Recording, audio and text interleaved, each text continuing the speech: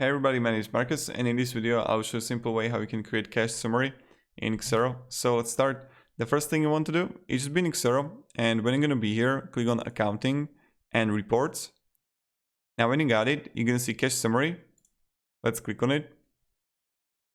And then you're going to see like, okay. You can like choose a date, period, and compare with.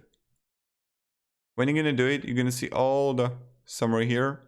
And then what you want to do, you can simply export it as PDF or just publish it. And when I'm going to export it as PDF, I can see literally everything here. All the cash summary from Xero. So thank you very much everybody for watching. If you have any questions, guys, ask me down in the comments. I'll be really happy to help you and provide you some guidance and stuff like that. And yeah, have a great day and goodbye.